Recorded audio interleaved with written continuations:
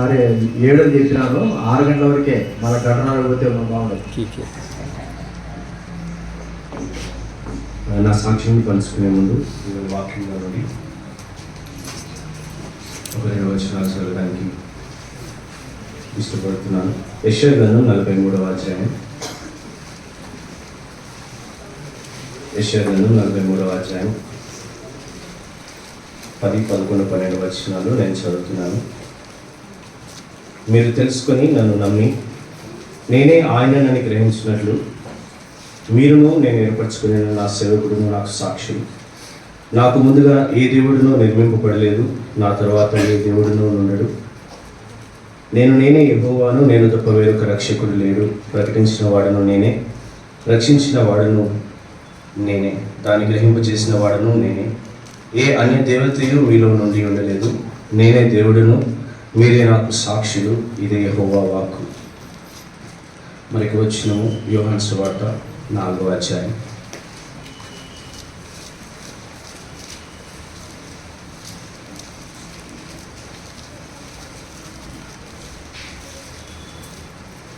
యోహాను సువార్త 4వ అధ్యాయం 29వ వచనం నేను చదువుతున్నాను. మీరు వచ్చి నేను చేసినవన్నీ నాతో చెప్పిన మనుషుని చూడండి, ఈయన క్రీస్తు కాడా అని ఆ ఊరి వారితో చెప్పగా ప్రభు సహాయం కొరకే ఒక చిన్న ప్రార్థన. ప్రేమగిలిన పరలోకమందున్న నా తండ్రి, నా రక్షకుడు, నా విమోచకుడు యేసు క్రీస్తు ప్రభు పరిశుద్ధ నామంలో మోకరించడానికి నాకు అనుగ్రహించిన ఈ యొక్క తరుణముకే వందనములు. దేవ, మీ రక్తం చేత విమర్శించబడిన బిడ్డల మధ్య ఈ యొక్క కంబైన్ యూత్ మీటింగ్లో మీ నామం కొరకే సాక్షిగా నిలబడడానికి నాకు అనుగ్రహించిన ఈ తరుణంలో బట్టి వందనాలు. మీరే నిజమైన దేవుడని నా జీవితంలో తెలుసుకునే కృపను మీరు నాకు అనుగ్రహిస్తూ వచ్చారు. నా జీవితంలో మీరు చేసినవన్నీ కూడా మరి మీ బిడ్డల ఎదుట యథార్థంగా సాక్ష్యం పంచుకోవడానికి మీ సహాయం అనుగ్రహించండి. ఈ సాక్ష్యం ద్వారా కేవలం మీ నామానికి మాత్రమే మహిమ కలిగినట్లు వినవారి యొక్క ఆత్మీయ క్షేమం కొరకు దీవించమని ప్రార్థిస్తున్నాను. మీ యొక్క ఆత్మతో నన్ను నింపి నేను పలుకోవలసిన మాటలు నా నోట ఉంచమని, శత్రువు కార్యం వేసుకున్నాను బంధిస్తూ నన్ను మీ స్వాధీనం ఉంచుకోమని యేసు క్రీస్తు ప్రభు నామమున వందనములు చెల్లించి ప్రార్థిస్తున్నాను తండ్రి. ఆమేన్. మన ప్రభువును రక్షకులైన యేసు క్రీస్తు ప్రభు నామమున మీకు అందరికీ కూడా ఒక సాయంకాల సమయంలో శుభములు. నా పేరు కార్తిక్. నేను హైదరాబాద్లోనే పుట్టి పెరిగాను. 1989వ సంవత్సరంలో నేను జన్మించినాను. మా తండ్రి గారి పేరు రాజ్బాబు, తల్లి పేరు శాంతి. మా తల్లిదండ్రులకు మేము 2 సంతానం. నేను పెద్దవాడిని, నా తర్వాత తమ్ముడు ఉన్నాడు. నాకు వివాహం అయింది. నా భార్య పేరు బ్యూలా. ప్రభు కృప చూపి 2 కుమారులను అనుగ్రహించారు. పెద్దవాడి పేరు మైకేల్, చిన్నవాడి పేరు ఇజ్రాయెల్.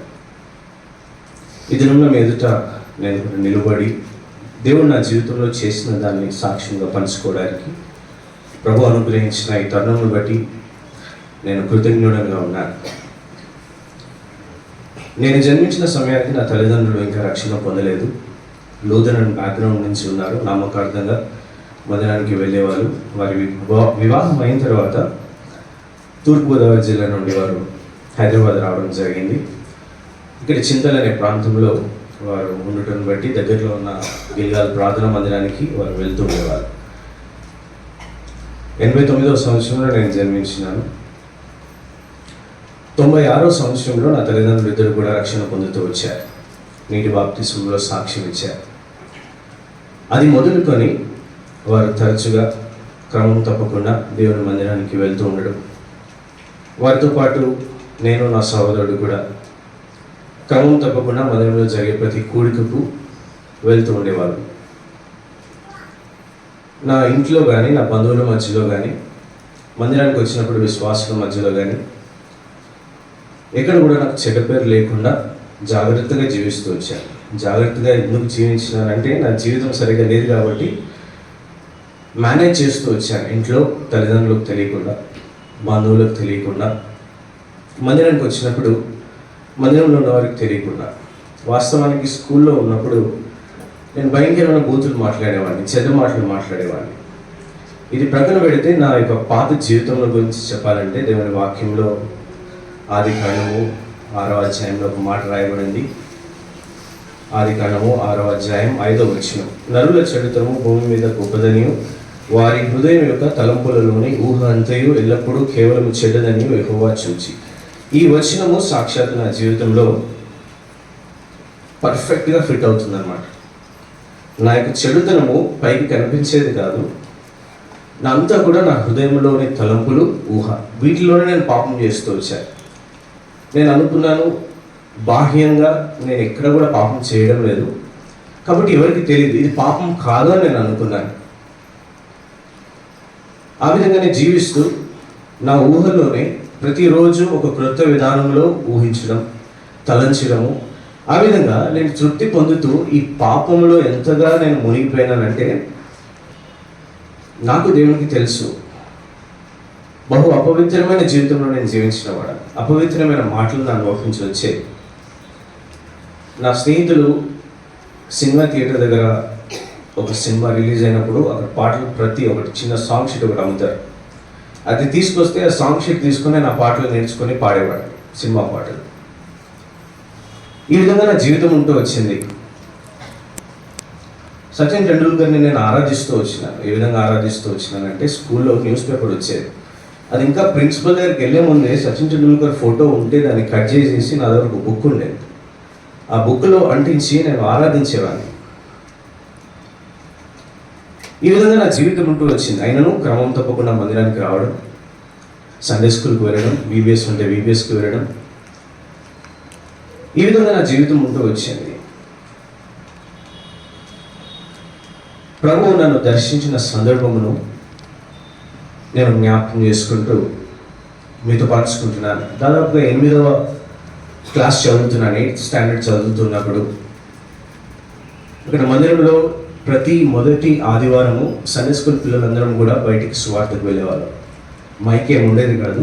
ఎవరైతే గట్టిగా సువార్త వాక్యాలు చెప్పగలుగుతారో వాళ్ళని ముందు నిలబెట్టేవారు. నేను చిన్నప్పుడు పెద్ద అన్నవాళ్ళు, అక్క వాళ్ళు ఉండేవాళ్ళు, వాళ్ళు వాక్యాలు చెప్పేవారు. నేను కూడా నేర్చుకున్నాను సువార్త వాక్యాలు. నేను గట్టిగా చెప్తూ ఉన్నాను బట్టి నన్ను ముందు నిలబెట్టారు. సువార్త ఎక్కడ జరిగేదంటే మందిరం చుట్టూ జరిగేది. మందిరం చుట్టూ ఒక రౌండ్ వేసి వచ్చేవాళ్ళు. ఆ చుట్టూనే ఉన్నారు నా ఫ్రెండ్స్ అంతా కూడా. వారం అంతా స్కూల్లో నేను మాట్లాడే మాటలు, నేను ప్రవర్తించే ప్రవర్తన. ఇక మొదటి ఆదివారం వచ్చేసరికి బైబిల్ పైకెత్తి సువార్త వాక్యాలు చెప్తూ ఉంటే అప్పటి వరకు నాకేం అనిపించలేదు, కానీ బహుశా దేవుడు నన్ను దర్శించడం అప్పటి నుంచి ప్రారంభిస్తూ వచ్చాడు. ఒక రకమైన భయము నన్ను వెంటాడుతూ వచ్చింది. ఒకవేళ నేను ఈ విధంగా బైబిల్ పైకెత్తి సువార్త వాక్యాలు చెప్తున్నప్పుడు నా ఫ్రెండ్స్ ఎవరైనా వచ్చి, అరే నువ్వు నిన్నటి వరకు నువ్వు చేసింది ఏంటి, ఇప్పుడు నువ్వు చెప్పేది ఏంటి అని అడిగితే, ఒకవేళ సండే స్కూల్ పిల్లలు దాదాపు 150-200 మంది ఉండేవాళ్ళు. వాళ్ళందరి ముందు నాకు పరువు ఏమవుతుంది, ఒక రకమైన భయం. ఆ మొదటి ఆదివారం అయిపోగానే మళ్ళీ యథావిధిగా పాపం చేయడం, అపవిత్రమైన జీవితం జీవించడం, మళ్ళీ మొదటి ఆదివారం వచ్చేసరికి మళ్ళీ భయం. ఈ విధంగా దాదాపు 2 సంవత్సరాలు ఈ భయంతోనే నేను బ్రతుకుతూ వచ్చినాను. ఈ విధంగా జీవిస్తూ, పాపంలో చేస్తూ, అపవిత్రమైన తలంపులు, అపవిత్రమైన ఊహలు మానేద్దామని అనిపిస్తుంది, కానీ ఎప్పుడైతే అలా అనుకుంటున్నానో ఇంకెక్కువ చేస్తున్నాను. అటువంటి సందర్భంలో 2003వ సంవత్సరం అక్టోబర్ 25వ తారీఖున దీపావళి సందర్భంగా మందిరంలో యూత్ రిట్రీట్ జరుగుతూ వచ్చింది. అప్పుడు ఖమ్మంలో పరిచయం చేస్తున్నారు తిమోతంకులు వచ్చారు. ఉదయం నుంచి సాయంత్రం 5 గంటల వరకు పరిచయం జరిగింది. ఏం వాక్యం చెప్పారో నాకు అసలు ఏం గుర్తు కూడా లేదు.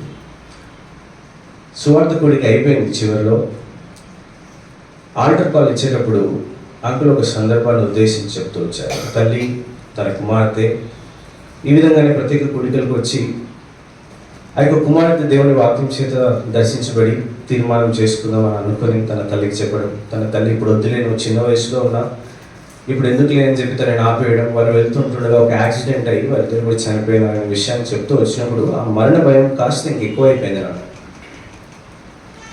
దేవుడు దర్శిస్తూ వచ్చాడు. అది నువ్వు 2003వ సంవత్సరం అక్టోబర్ 25వ తారీఖున నేను తిరిగి జన్మిస్తూ వచ్చిన, తీర్మానం చేసుకున్నాను. దేవుని ఎదుట నా పాపములని కూడా ఒప్పుకున్నాను. నేను చేసిన వాటన్నిటిని కూడా ఒప్పుకున్నాను. హృదయం అంతా తేలిక అయిపోయింది. కొన్ని రోజులు బాగానే ఉంది. మందిరంలో ప్రకటించినారు బాప్తిస్మములు ఉంటాయి, తిరిగి జన్మించిన వారు బాప్తిస్మంలో సాక్ష్యం ఇవ్వడం కోసం పేర్లు ఇవ్వనప్పుడు నేను కూడా బాప్తిస్మం కొరకు సిద్ధపడుతూ వచ్చినాను. 2004 సంవత్సరం జూలై 12వ తారీఖున నీటి బాప్తిస్మంలో సాక్ష్యం ఇవ్వడం జరిగింది. ఎంతో గొప్ప సంతోషము నా హృదయంలో నిండుకుంటూ వచ్చింది. ఎన్నో తీర్మానాలు చేసుకున్నాను, ఎట్లా జీవించాలి అట్లా జీవించాలి, ఇప్పుడు చేసినవని మానేయాలి అని అనుకున్నాను. బాగానే జీవించాను కొన్ని రోజులు అయిన తర్వాత మళ్ళీ పాపం చేయడం మొదలుపెట్టాను. రక్షణ పొందకముందు చేస్తూ వచ్చిన దానికంటే కూడా నేను నీటి బాప్తిస్మంలో సాక్ష్యం ఇచ్చిన తర్వాత చేస్తూ వచ్చిన తప్పులు ఇంకెన్నో ఉన్నాయి. అన్ని తలంపులు ఊహల్లో ఉన్నాయి. ఫిజికల్గా బాహ్యంగా నేను ఏది చేయలేదు, కానీ నా తలంపులు సరిగా లేవు, నా ఊహలు సరిగా లేవు. అప్పుడు దేవుని వాక్యం చదువుతున్నప్పుడు దేవుడు తన వాక్యంలో మాట్లాడుతూ వచ్చాడు. కొత్త నిబంధనకు వచ్చేసరికి నువ్వు పాపము బాహ్యంగా చేయాల్సిన అవసరం లేదు, కానీ నీ ఊహల్లో నీ తలంపుల్లోనే నువ్వు పాపం చేస్తే అది పాపంగా ఎంచబడుతుంది. దేవుడి సన్నిధిలో ప్రార్థించడం ప్రారంభిస్తూ వచ్చారు. నా తల్లిదండ్రులు కూడా మానక నా కొరకు తమని కొరకు వారు ప్రార్థిస్తుండేవారు. ఉదయకాలం లేచి వారు ప్రార్థించేవారు, ఏడుస్తూ ప్రార్థించేది మా అమ్మ. ఆ విధంగా ప్రభు కృప నా మీద ఉంటూ వచ్చింది. దేవుడు నాకు విడిచిపెట్టలేదు. దేవుడిని ఎంతగానో బాధ పెడుతూ వచ్చినారు. నా కొరకు క్రయం చెల్లించి నన్ను రక్షించిన దేవుణ్ణి నేను చాలా బాధ పెడుతూ వచ్చినాను. ఆ విషయాలన్నీ కూడా నేను ఎక్కడ చెప్పలేను, కానీ దేవుడు ఇటువంటి జీవితం నుంచి దేవుడు నన్ను ఎలా విడిపిస్తూ వచ్చాడు, ఎలా మారుస్తూ వచ్చాడు అనే విషయాన్ని మీతో పంచుకుంటాను. ఇటువంటి అలవాట్ల అనేకంలో దేవుడు ఒక్కొక్కటిగా నా జీవితం నుంచి తీసివేస్తూ వచ్చాడు. ఎలా తీసివేస్తూ వచ్చాడంటే, దేవుని వాక్యం ద్వారా స్పష్టంగా మాట్లాడుతూ, ఒక అలవాటు ఉంది అంటే ఆ అలవాటును మానుకోవడానికి వెంటనే మానుకునేటట్టు కాదు, కానీ దేవుడు తన వాక్యం ద్వారా అవగాహన కలిగించి, దేవుడు తన వాక్యం ద్వారా మాట్లాడి ఆ అలవాటును విడిచిపెట్టేటట్టుగా చేస్తూ వచ్చాడు. ఇప్పుడు ఒకసారి నేను వెనక్కి తిరిగి చూసుకుంటే నాకే ఆశ్చర్యం అనిపిస్తుంది, ఇవన్నీ కూడా నేను ఎట్లా విడిచిపెట్టాను. నా జీవితంలో 2 ప్రాముఖ్యమైన సందర్భాలు ఉన్నాయి. బహుశా ఈరోజు మీ ముందు ఈ విధంగా నిలబడడానికి ఆ 2 కారణాలు చాలా ప్రాముఖ్యమైనవి. 2006 సంవత్సరంలో హెబ్రోన్లో యూత్ క్యాంప్ జరుగుతుంది. చివరి దినము ఉదయకాలమే సువార్త అయిపోయిన తర్వాత టిఫిన్ చేసి వెళ్ళిపోదాం అనుకుంది. ఎందుకంటే మండే నాకు ఎగ్జామ్ ఉంది, ఎగ్జామ్ కోసం ప్రిపేర్ అవ్వాలని చెప్పి వెళ్ళిపోదాం అన్నప్పుడు దేవుడు ఆత్మ అనుమతించలేదు. నాతో ఉన్న సహోదరుడు అన్నాడు, బైబిల్ స్టడీ ఉంటుంది, బైబిల్ స్టడీ అయిపోయిన తర్వాత వెళ్దాం, మధ్యాహ్నం ఎలాగో బాప్తిస్మాలు ఉంటాడు. సరే అని చెప్పి బైబిల్ స్టడీ కోసం అక్కడ ఉండడం జరిగింది. ఇది 2006 సంవత్సరంలో మే నెలలో జరిగింది. ఆ బైబిల్ స్టడీ నా జీవితాన్ని మార్చివేస్తూ వచ్చింది. ఏ విధంగా అంటే, నేను అప్పటికే 2004 సంవత్సరంలో రక్షించబడ్డాను, కానీ అప్పటికి నాకు దేవుని చిత్తం అంటే ఏంటో తెలియదు, దేవుని చిత్తాన్ని ఎలా కనుక్కోవాలి అనేది తెలియదు. ఆ రోజు బైబిల్ స్టడీలో వర్తమానం ఇస్తున్న దైవజనుడు తన యొక్క సాక్ష్యాన్ని పంచుకుంటూ దేవుని చిత్తము ఎలా తెలుసుకోవాలి, దేవుడు ఎలా బయలుపరుస్తాడు, దేవుని చిత్తమును ఎందుకు మనము అనుసరించాలి అనే విషయాన్ని చెప్తూ తన వ్యక్తిగత సాక్ష్యాన్ని పంచుకున్నాడు. అప్పటికి నా వయసు 16 సంవత్సరాలు. ఆ దినం దేవుడు నాతో మాట్లాడుతూ నేను కూడా ఒక తీర్మానం చేసుకున్నాను, ఇప్పటి నుంచి నేను కూడా దేవుని చిత్తమునే చేస్తాను. అప్పుడు నేను ఇంటర్మీడియట్ సెకండ్ ఇయర్లో ఉన్నాను. ఇంటర్మీడియట్ సెకండ్ ఇయర్ కంప్లీట్ అయిన తర్వాత నేను డిగ్రీ చదవాలా లేదా ఎంసెట్ రాయాలా ప్రార్థిస్తూ వచ్చినప్పుడు డిగ్రీ చేయడానికి ప్రభు అనుమతిస్తూ వచ్చాడు. 2006 సంవత్సరంలో ఆగస్టు నెల 1వ తారీఖున క్యాలెండర్ వాక్యంగా దేవుడు మాట్లాడుతూ వచ్చాడు. యెహోషువ గ్రంథం 3వ అధ్యాయం 5వ వచనం ప్రకారం, నేడు వారి కన్నుల ఎదుట నేను గొప్ప చేయ మొదలు పెడతాననే వాగ్దానం ఇచ్చాడు. ఆ వాగ్దానంను చేతి పట్టుకొని డిగ్రీలో జాయిన్ అయ్యాను. ప్రభు అనుగ్రహించిన వాగ్దానం అనుసరించి ప్రభు నా జీవితంలో సహాయపడుతూ వచ్చాడు. ఇది మొదటి సందర్భం. దేవుని చిత్తమును దేవుడు నాకు నేర్పిస్తూ వచ్చాడు. ఈ దినం వరకు కూడా దేవుని చిత్తమును చేయడానికి ప్రభు నాకు కృప చూపుతూ ఉన్నాడు. రెండవ ప్రాముఖ్యమైన సందర్భం 2007 సంవత్సరంలో జరిగింది. ఆ 2007 సంవత్సరంలో నా జీవితంలో, నా కుటుంబ జీవితంలో కొన్ని పరిస్థితులు అనుమతించబడుతూ వచ్చాయి. బహు కఠినమైన పరిస్థితులు. నేను డిగ్రీ ఫస్ట్ ఇయర్ చదువుతూ ఉన్నాను. ఎంత కఠినమైన పరిస్థితులు అంటే, I was unable to focus on my studies. నా చదువు మీద నేను ఫోకస్ చేయలేకపోతూ వచ్చాను. ఒక సబ్జెక్ట్ కూడా ఫెయిల్ అయిపోయినాను. అటువంటి పరిస్థితుల్లో దేవునికి ఇంకా చేరువ అవ్వడానికి దేవుని యొక్క వాగ్దానములు అనుదినము నన్ను ఎంతగా ఆదరిస్తూ వచ్చినాయో, ఎంతగా బలపరుస్తూ వచ్చినాయో, దేవునికి ఇంకా నన్ను దగ్గరగా తీసుకొని వెళ్తూ వచ్చినాయి. అనేకమైన కఠిన పరిస్థితులు గుండా వెళ్ళాల్సిన సందర్భం. అయితే దేవుడు వాటన్నిటిలో కృప చూపుతూ వచ్చాడు. దేవుడు తన వాక్యం ద్వారా మాట్లాడుతూ వచ్చాడు. ఒకరోజు బైబిల్ స్టడీలో దేవుడు మాట్లాడుతూ, అసలు దేవుడు నేను ఎందుకు రక్షించుకున్నాడో నువ్వు అడిగావా దేవుడిని ఎప్పుడైనా అనే మాట చెప్పబడినప్పుడు నేను ఇంటికి వెళ్ళి ప్రార్థించి అడిగాను, ప్రభా నువ్వు నన్ను ఎందుకు రక్షించుకున్నావు, ఎందుకు ఏర్పాటు చేసుకున్నావు, నేను నీ కొరకు ఏం చేయాలని నువ్వు నన్ను ఏర్పాటు చేసుకున్నావు. అప్పుడు దేవుడిని నేను మాట్లాడి దేవుడిని ప్రార్థించి ఆ ఉదయం నేను నా దినవాక్యం చదువుతున్నప్పుడు దేవుడు నాతో మాట్లాడుతూ వచ్చాడు. యెషయా గ్రంథము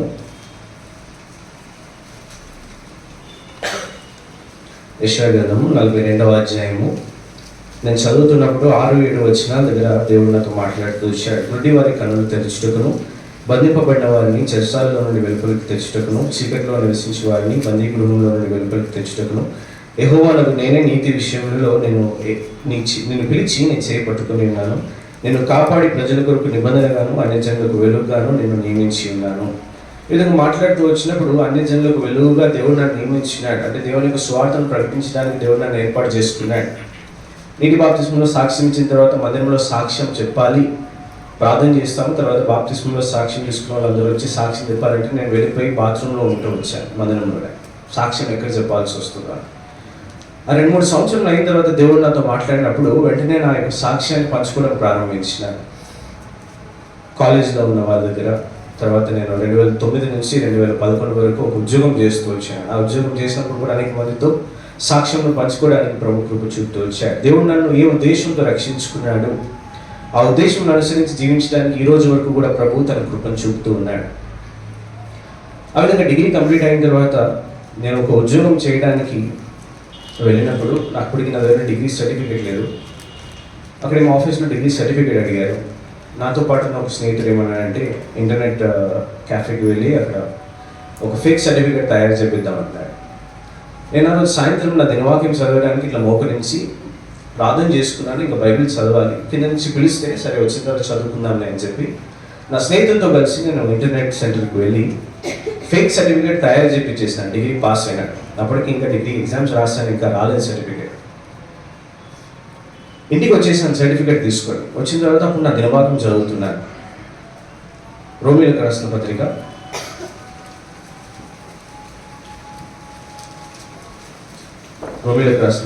3వ అధ్యాయము ఆ దినము నా యొక్క దినవాక్యము. ఆ రాత్రి నేను దేవుని వాక్యం చదువుతున్నప్పుడు 7వ వచనంలో దేవుడు నాతో మాట్లాడుతూ వచ్చాడు. దేవునికి మహిమ కలుగునట్లు నా అసత్యము వలన దేవుని సత్యము ప్రబలిన ఎడల నేను ఇకను పాపినైనట్టు తీర్పు పొందనేలా.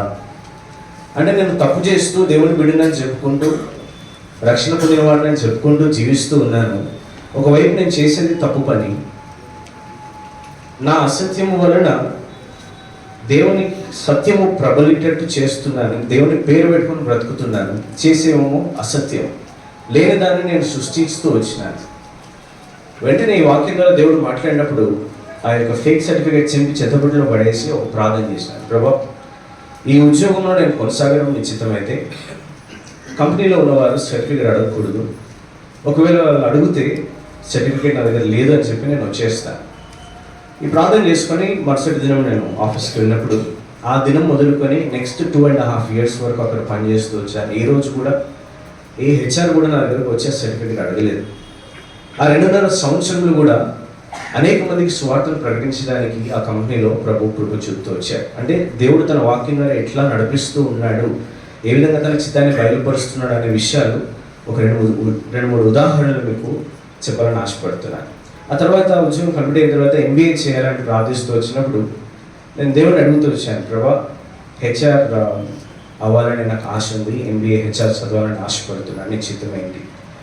కీర్తన 55:22 దేవుడు మాట్లాడుతూ వచ్చాడు క్యాలెండర్ వాక్యం ద్వారా, నీ భారం ఎక్కువ మీద మోపము, ఆయన నేను ఆదుకుంటాడని. ఆ వాక్యం ఆధారం చేసుకొని ముందుకు వెళ్ళడం జరిగింది. ప్రభు కృపను బట్టి MBA కంప్లీట్ చేసుకోవడానికి సహాయపడుతూ వచ్చాడు. 2013 సంవత్సరంలో MBA కంప్లీట్ అయింది. అప్పటి వరకు మా కాలేజీలో క్యాంపస్ ప్లేస్మెంట్ జరిగినాయి, కానీ ఆ సంవత్సరం జరగలేదు. MBA కంప్లీట్ అయిపోయింది. సెప్టెంబర్లో రిజల్ట్స్ వచ్చాయి, పాస్ అయిపోయాను.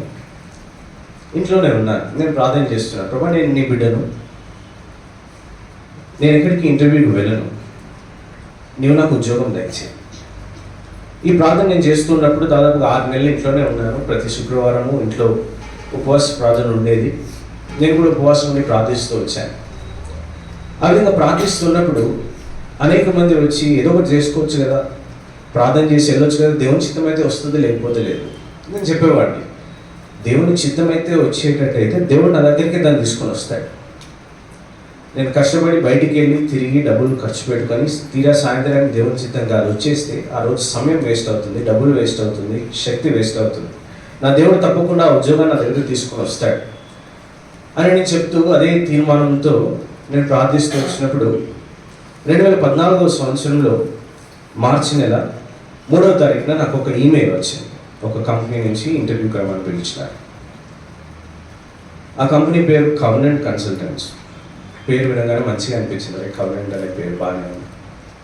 సరే అని చెప్పి ప్రార్థన చేసి దేవుడిని అడుగుతూ వచ్చినప్పుడు ద్వితీయోపదేశకాండం 31వ అధ్యాయం 8వ వచనం, ఆ వాగ్దానంలో దేవుడు అనుగ్రహించాడు. నేను నీతో కూడా వస్తానని దేవుడు చెప్తూ వచ్చాడు. ఆ వాగ్దానాన్ని నేను పట్టుకొని ఆ కంపెనీకి ఇంటర్వ్యూకి వెళ్తూ వచ్చినాను.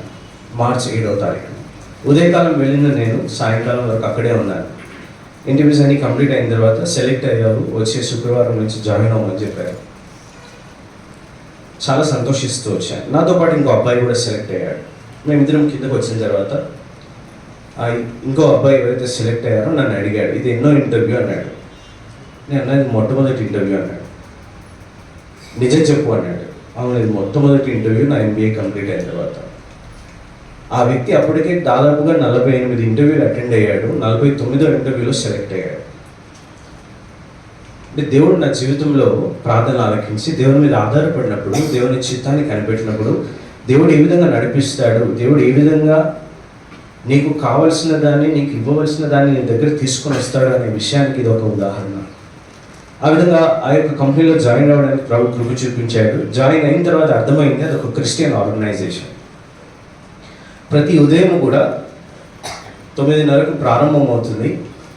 First half an our prayer ఉంటుంది, పాట పాడతారు, వాక్యం చెప్తారు, తర్వాత ప్రార్థన అయిన తర్వాత వర్క్ స్టార్ట్ అవుతుంది. దేవుడు ఆ విధంగా నేను ఎక్కడికి వెళ్ళినా కూడా దేవుని యొక్క సన్నిధి ఉండే స్థలంలో నన్ను ఉంచుతూ వచ్చినాడు. అద్భుతంగా దేవుడు ఆశీర్వదిస్తూ వచ్చాడు. ఆ కంపెనీలో దాదాపుగా 9 సంవత్సరాలు పనిచేయడానికి ప్రభు కృపను అనుగ్రహిస్తూ వచ్చాడు. అనేక మందికి సాక్ష్యం ఇవ్వడానికి కూడా, అనేక మందికి దేవుని వాక్యంను పంచుకోవడానికి కూడా ప్రభు కృపను అనుగ్రహిస్తూ వచ్చాడు. నా విద్య విషయంలో, ఎడ్యుకేషన్ విషయంలో, తర్వాత నా ఎంప్లాయ్మెంట్, జాబ్ విషయంలో ప్రభు కృప చూపుతూ వచ్చాడు. ఇంకో 2 నిమిషాలు ముగించేస్తాను.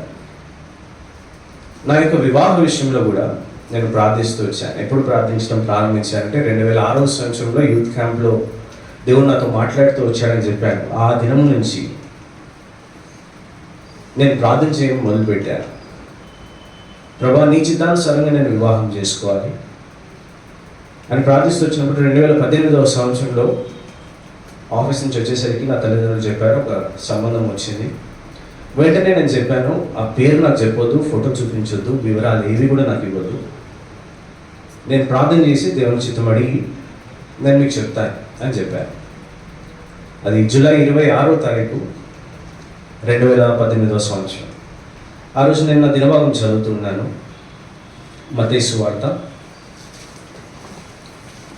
8వ అధ్యాయం. చదివే ముందు నేను ప్రార్థిస్తూ వచ్చాను, ప్రభా పలానా ఒక సంబంధం వచ్చిందని చెప్పారు, ఆమె ఎవరో నాకు తెలియదు, ఎక్కడ ఉంటుందో తెలియదు, ఎలా ఉంటుందో తెలియదు, నీ ఇష్టమైతే నేను చేసుకుంటాను, ఇంకేమి అడగను, ఏమి చూడను అనే ఒక తీర్మానంతో నేను దేవుని ప్రార్థించి నా దినవాక్యం చదువుతున్నప్పుడు 8వ అధ్యాయం చదువుతున్నప్పుడే మొట్టమొదటి 2 వచనాలు అక్కడ రాయబడింది.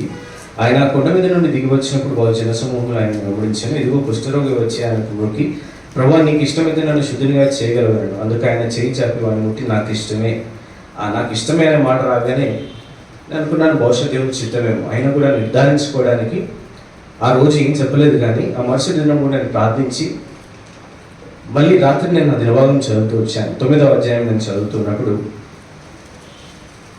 ఆ 9వ అధ్యాయంలోనే 2వ వచనంలో రాయబడింది, కుమారుడా ధైర్యంగా ఉండము, దీనితో దేవుడు తన యొక్క చిత్తాన్ని బయలుపరిచినాడని నేను నిర్ధారణ దేవుని వాక్యం ద్వారా కలిగి నేను నా తల్లిదండ్రులకు చెప్పాను. వాళ్ళకి చెప్పినప్పుడు నేను ఒకటే చెప్పాను, అన్యులు చేసే ఈ ఆచారంలో కూడా నేను నా వివాహంలో చూడదలుచుకోలేదు. ఒకవేళ అటువంటివి చేయాలనుకుంటే నేను మాత్రం వివాహం చేసుకోవాలి. తాళి కట్టనని చెప్తూ వచ్చాను. అమ్మాయి మెట్లు పెట్టుకోకూడదని చెప్పాను. ఇటువంటి కొన్ని విషయాలు, అన్యుల ఆచారాలు ఏవి కూడా నా వివాహంలో ఉండకూడదు అనే విషయాన్ని ఖచ్చితంగా చెప్తూ వచ్చాను. అమ్మాయిని నేను చూడను, అమ్మాయితో నేను మాట్లాడాను. దేవుడు నాకు సమాధానం ఇచ్చాడు. ఒకవేళ అమ్మాయి కూడా దేవుడు సమాధానం ఇస్తే వివాహం చేసుకున్నాను. వాళ్ళు కూడా ప్రార్థించి చెప్పారు, మాకు సమాధానం ఇచ్చారు. దేవుడు ఆ విధంగా నా వివాహం విషయంలో కూడా దేవుడు తన చిత్తాన్ని బయలుపరుస్తూ వచ్చాడు. వివాహం అయిపోయింది, ప్రమాణాలు అయిపోయిన తర్వాత అప్పుడు స్టేజ్ మీద చూశాను నా భార్య మొట్టమొదటిసారి. అప్పటి వరకు మాట్లాడలేదు, చూడలేదు కూడా. దేవుడు ఆ విధంగా తన చిత్తం మీద నిలబడడానికి ప్రభు నా జీవితంలో కృప చూపిస్తూ వచ్చాడు. 2018 సంవత్సరంలో వివాహం అయింది. ఆ తర్వాత 2019 సంవత్సరము కుటుంబ వాగ్దానం తీసుకున్నప్పుడు ద్వితీయోపదేశ కాండంలో దేవుడు తన వాగ్దానం ఇచ్చాడు. 28వ అధ్యాయము 4వ వచనం అనుకుంటా, దేవుడు నీ గర్భఫలమును నీ భూఫలమును దీవిస్తాడని చెప్పి. వెంటనే అనుకున్నాను, బహుశా ప్రభు గర్భఫలం ఇస్తాడేమో. అదే నెలలో, జనవరి నెలలోనే 19వ తారీఖున నా భార్య గర్భవతి అవడానికి ప్రభు కృపను అనుగ్రహిస్తూ వచ్చాడు, గర్భఫలం అనుగ్రహిస్తూ వచ్చాడు. పెద్ద కుమారుడికి ఏం పేరు పెట్టాలనేది కూడా వాడు ఇంకా ఈ భూమి మీదకి వచ్చే ఒక 4-5 నెలల ముందే దేవుడు బయలుపరుస్తూ వచ్చాడు, మైకేల్ అనే పేరు పెట్టాలని. ఆ విధంగా చిన్న కుమారుడి విషయంలో కూడా ఫిబ్రవరి 25వ తారీఖు 2021 సంవత్సరంలో వాడు జన్మించాడు. ఫిబ్రవరి నెల 3వ తారీఖున దేవుడు ఏం పేరు పెట్టాలో దేవుడు అనుగ్రహిస్తూ వచ్చాడు. ఆ సంవత్సరం వాడు పుడతాడు కాబట్టి వారికి కూడా ఒక వాగ్దానం తీసుకున్నాడు. ప్రభా, ఈ వాగ్దానం ద్వారా ఏం పేరు పెట్టాలో నీవే బయలుపరచు, ఇజ్రాయెల్ అనే పేరు పెట్టడానికి ప్రభు కృప చూపుతూ వచ్చాడు. ఈ విధంగా నా జీవితంలో ప్రాముఖ్యంగా నా సాక్ష్యంలో పంచుకోవాల్సింది ఏంటంటే, దేవుని చిత్తమును దేవుడు నాకు నేర్పిస్తూ వచ్చాడు. ఆ దేవుని చిత్తమును అనుసరించే నాకు ఎడ్యుకేషన్ విషయంలో, ఎంప్లాయ్మెంట్ విషయంలో, ఫ్యామిలీ విషయంలో, ప్రాముఖ్యంగా దేవుని పరిచయం చేసే విషయంలో కూడా దేవుడు తన చిత్తానుసారంగా నన్ను నడిపిస్తూ ఉన్నాడు. దేవుని పరిచయం చేయడానికి నేను యోగ్యుడు కానప్పటికీ, నా జీవితం గత జీవితం సరిగా లేనప్పటికీ తన పని చేయడానికి దేవుడు నన్ను ఏర్పాటు చేసుకున్నాడు.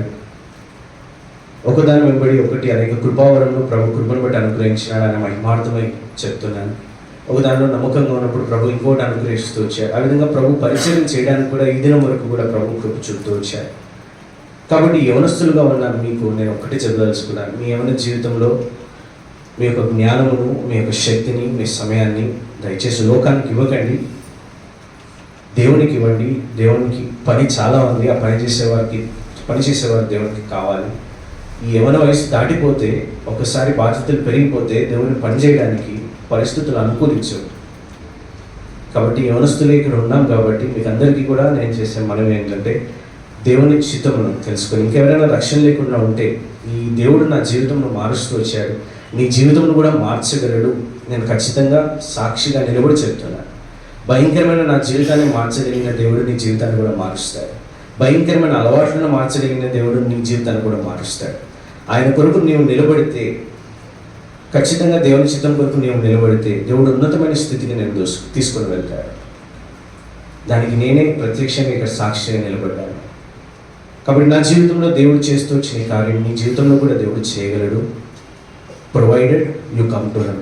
నువ్వు ఆయన దగ్గరకు వచ్చి ఆయనకు నీ జీవితాన్ని లోపరుచుకుంటే, ఆయన చిత్తానికి నీ జీవితాన్ని అప్పగించుకుంటే, ప్రభు నీ జీవితాన్ని కూడా ఆశీర్వదించడానికి ఆయన శక్తి కలిగిన వాడు. కాబట్టి నా కొరకు, నా కుటుంబం కొరకు మానక మీ ప్రార్థనలో జ్ఞాపకం చేసుకోండి. ప్రభు కొరకు అంతం వరకు నమ్మకంగా నిలబడినట్లుగా, సాక్షిగా నిలబడినట్లుగా నా కొరకు కూడా ప్రార్థన చేయండి. ప్రభు ఈ సాక్ష్యము దీవించుకున్నాడు.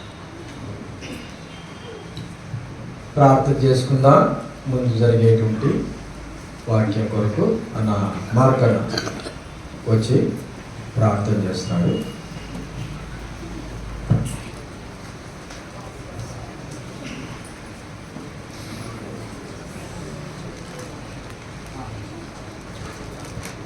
సాక్ష్యం కొరకు అన్న ప్రార్థన చేస్తున్నాడు.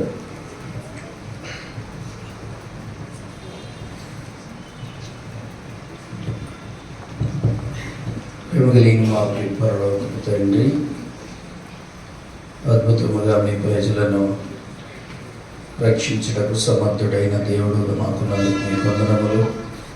మా ప్రియ సహోదరుడు మైక్లను ప్రభువా దుర్వ్యసనాల నుంచి, దురలవాట్ల నుంచి, ఆలోచన నుంచి మీరు ప్రత్యేకించి రక్షించినట్లు, నీ చిత్తము నెరిగే నీ వాగ్దానాన్ని నమ్మి మీ చిత్తానుసారంగా కుటుంబాన్ని కట్టి ఆశీర్వదించినట్లు, తన జీవితంలో మీరు చేసిన మేలులను నీ ప్రేమతో పంచుకోవడానికి ఇచ్చిన కృపంతను బట్టి మీకు వందనాలు.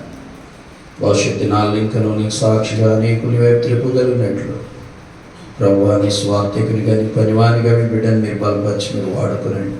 మా ప్రియ దాసుడు, స్థానిక సంఘము సేవకుడు, పరిశుద్ధులు, కుటుంబం బట్టి మీకు వందనాలు. ప్రభువా ఈ దిన పరిచర్య నిమిత్తమై మా ప్రియ దాసుని జాన్ విక్టర్ను మా మధ్యకి తీసుకొచ్చారు ప్రభు. అందరూ బట్టి మీకు వందనములు చెల్లిస్తున్నాం. మీ దాసుని కొలత లేని పరిమాణంతో మీ ఆత్మతో నింపి యవన బిడ్డలకు కావాల్సిన ఆహారమును సమృద్ధిగా సిద్ధపరిచినందుకు వందనములు చెల్లిస్తూ మీరే పంచిపెట్టి వడ్డిస్తున్నామని వేడుకొలుస్తూ మమ్మల్ని మీ ప్రేమ గల స్థలకు అప్పగిస్తూ యేసు క్రీస్తు పరిశుద్ధ నామమున ప్రార్థిస్తున్నాం తండ్రి. ఆమేన్.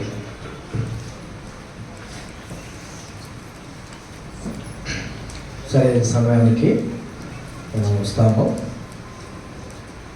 నిజంగా ప్రాముఖ్యంగా నిజంగా చెప్పండి, ఎంతమందికి త్వరగా వెళ్ళిపోవాలని ఆశ ఉంది చెప్పండి. నిజంగా చేయొద్దండి మీరు చెప్పండి. వాడొక్కడు ఒక్కడు దొరికాడు అంటే మీకు అందరికీ వెళ్ళిపోకూడదు అని ఆశ ఉంది కదా.